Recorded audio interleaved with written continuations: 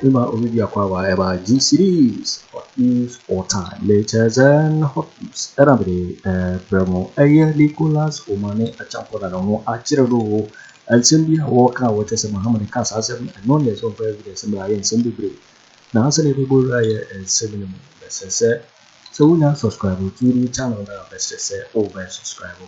We are aware and say over click the subscribe button.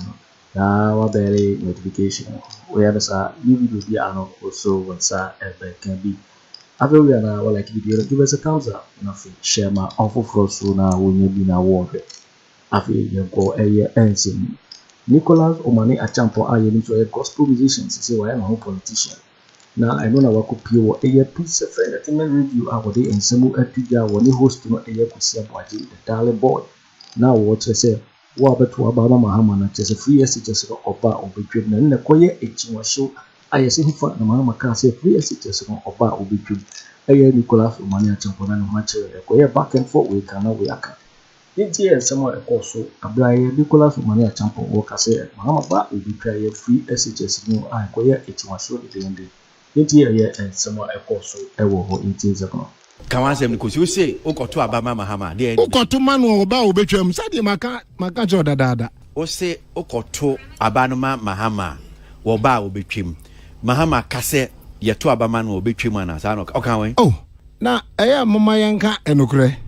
Since from the beginning of Nana Akufo-Addo campaigns or the free education bano. Ya Baba Mahama and this was a 419.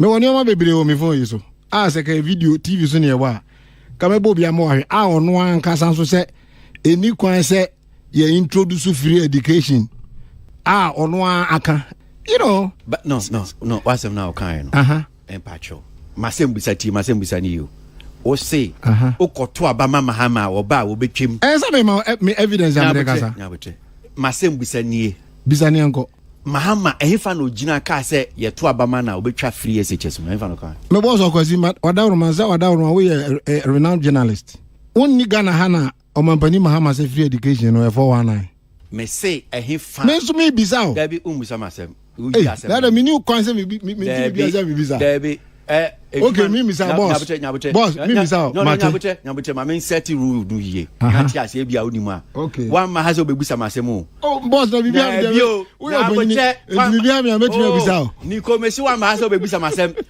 seminu hia na abezo enu ye dinu kukuem yes radio student me na bisa asem okay we dey bisa me say masem bisa ne say ehfa na Mahama gina ye ka say Ghana for to Abama no a obetwem oh dabi ye beto abade a obienu a obeka asemo a sebe ebe habat de minimum no ene say ya papa Mahama me woni o ma bebira metimi di akere osisi a da bi etiefo tienya ne adọ o mu ti a ene me ka say obi apa onko Google na obehu say baby a ya papa Mahama gina ya o say free education no countries bebira koye bia ye mistake na Ghana ha yen koye sa mistake no ba introducing free SHS niko mamembo akakra wa enti enye ba bi poten no oja wajira ba bi bebre na aka Nicholas mamembo akakra sebi amanfo tie radio and me niama say de o de family feature e ya mentwe ma boss me pe o live no ba nya botre tie enti boss ba je wo no Nicholas nya botre obekasa nya botre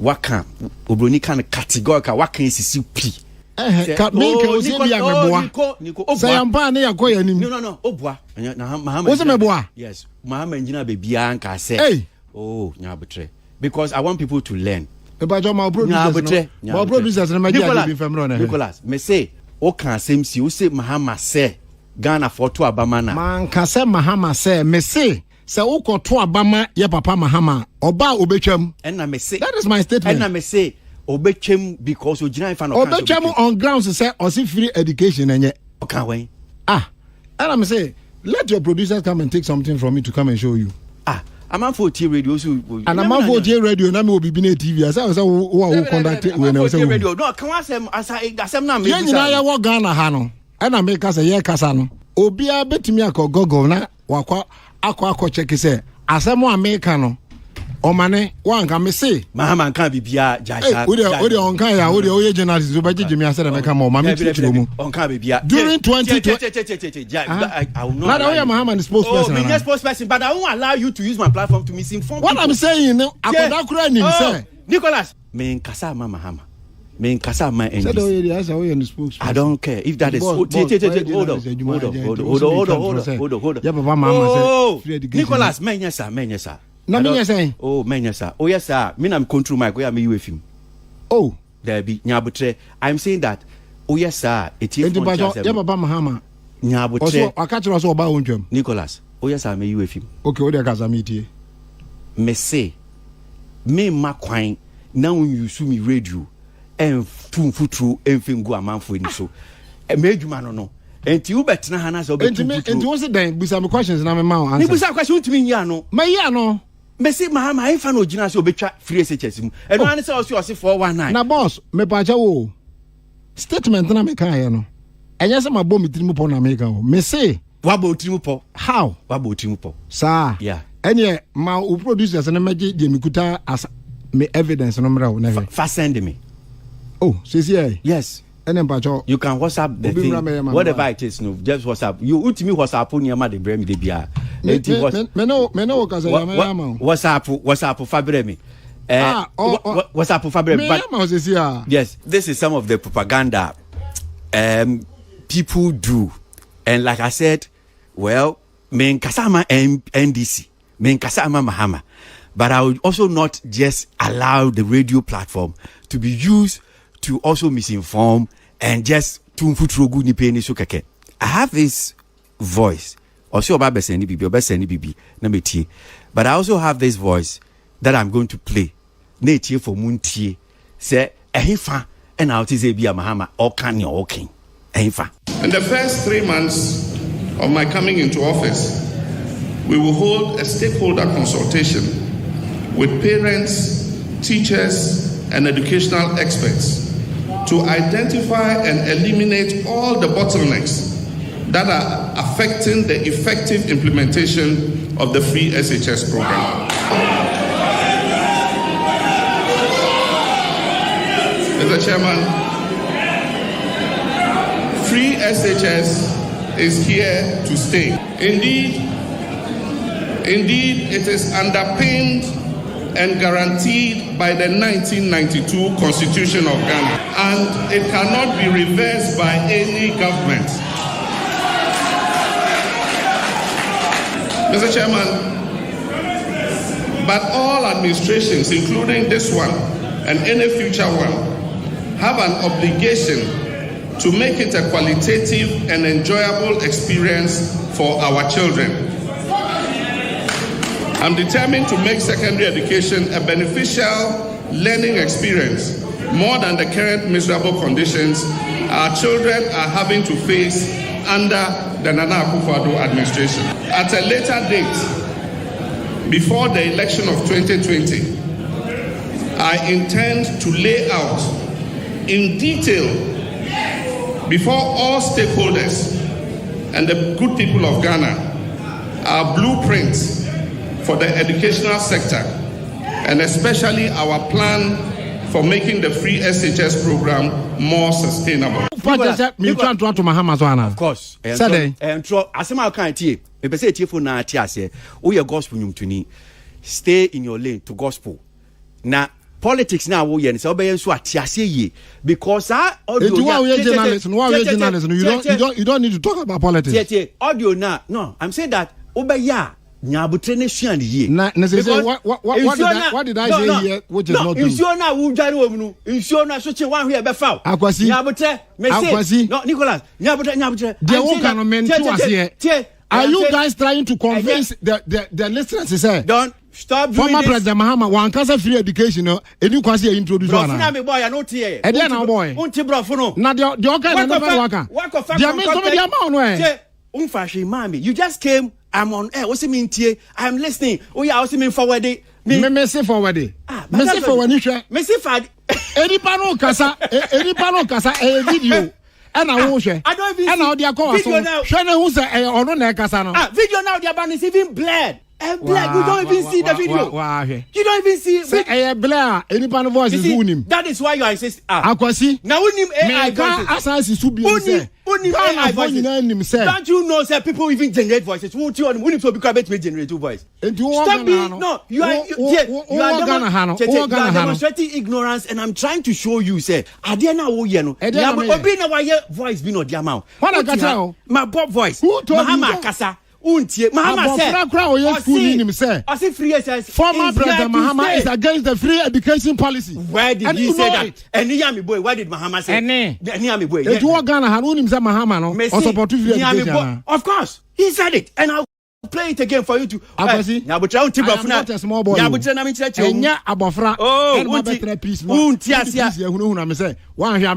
If I don't talk on Peace Radio, I can talk. But I have to let you know this is not that about what? No, this is not the I am saying that if you don't allow former President Mahama is against free education. That is a liar. That is and everyone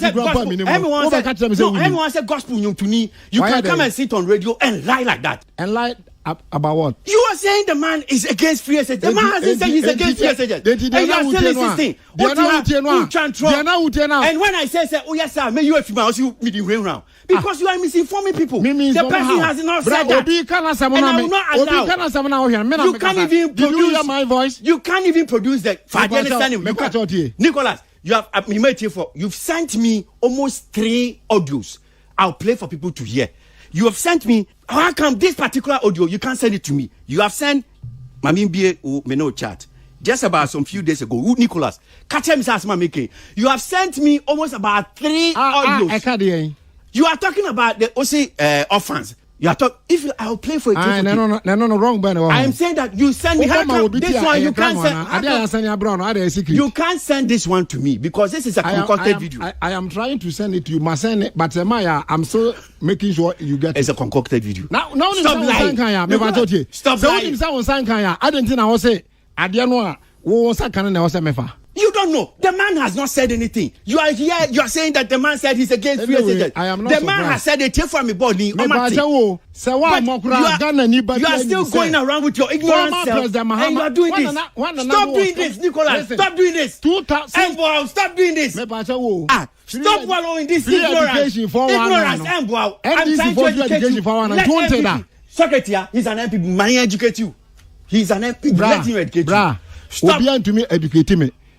To me, educate me. Small boy now. This is primary school nuclear. Who must come and educate me? You don't know anything about this. What is going on? You don't know anything. This is the last time. I want you to stop this. Respect for you, but with this, I don't care. You can say whatever I want to say. Who educating me? I am educating you. I'm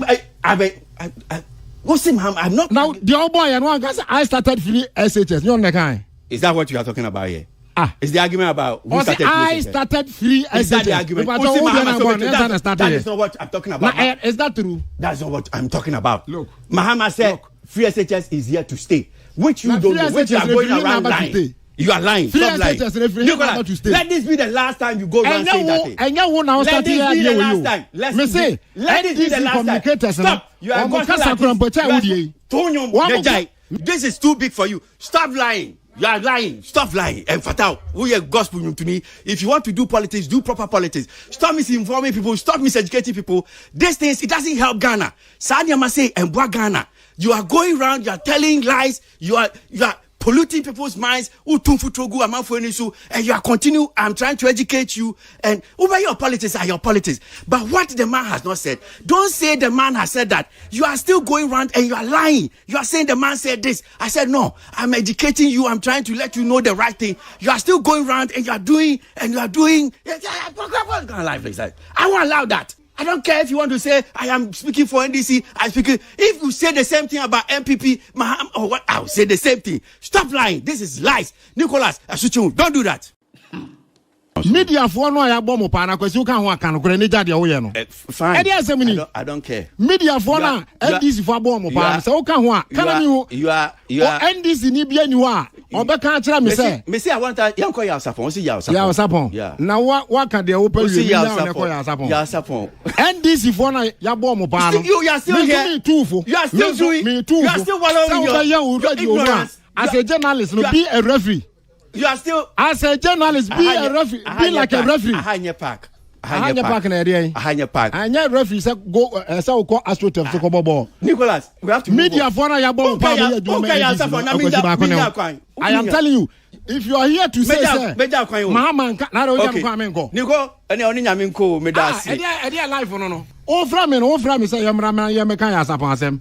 Nico, oba be politics gagra. What plan ya to us as adio be me? Nya de oye na be bramase. Ukoto abama Mahama free education obetwam. Ghana for ya we, Ghana for me awake. Nya de onti peace FM akeka no no mu befa wo. Wo ba betumi fu se mento menyom. Minimum medium school fees. Ejifo, just listen to this voice. This is what Nicholas Omane Acheampong sent to me.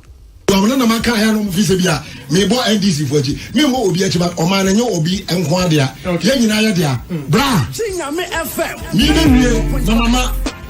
Obasaba. Aha, ye be ba si na bem keke. Mi be wie no. Shade obi. Yeah. Orphanage homes. Who tell you? Yeah. Orphanage homes. Enyanka suku e wo Ghana ma emu nyina. Efiri afla wo besin kosi boko eni na chi kosi boda no so no. Bisa ho say ensise ebe na da homa orphanage no enkwala no wo mo kakra no mo nyini bewie JHS no a SS no ya baba Mahama no time no enkwala na pem okay no mo gu ho no mo nyini tu mo individual bi every so one wodi obetima no akofa ba ko no maka no su ubakọ no mo su opa orphanage homes no ma handle ne bisa wom. Okay. So voice and Nicholas Omane Acheampong seen or the name days even ago.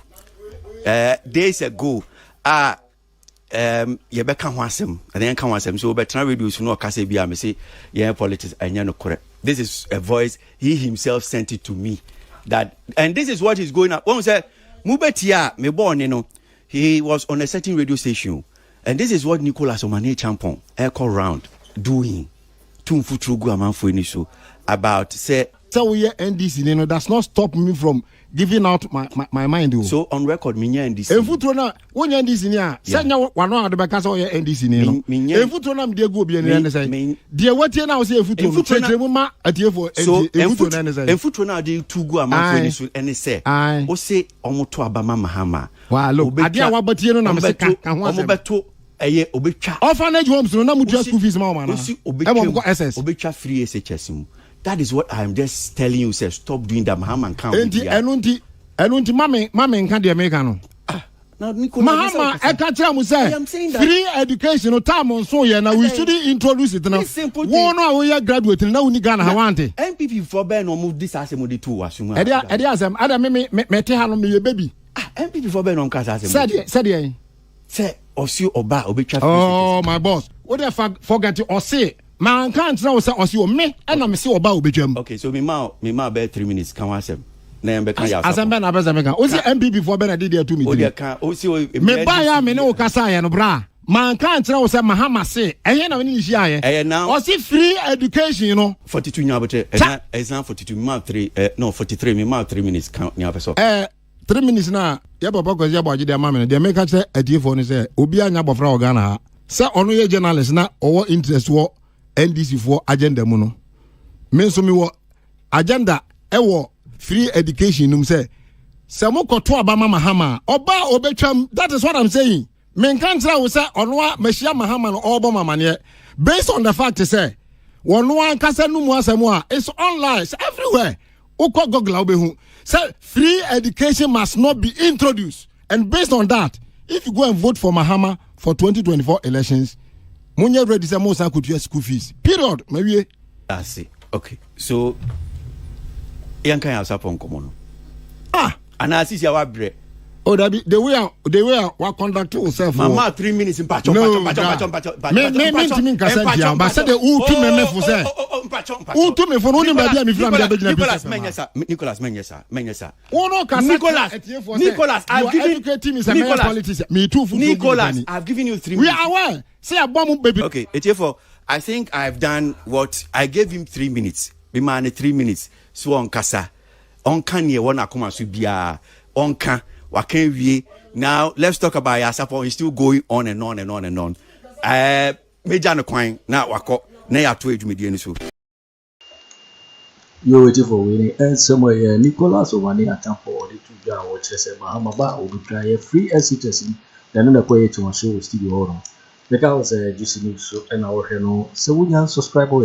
Let's just say over subscribe and I like it. Now I share video. I'm awful for so any now worry. Also with me at the wedding Afriyie. So we are comment box in in my next video. Thanks for watching. Like and share the video. You can also drop your comment. Please don't forget to subscribe. Click on the bell to turn on the notification.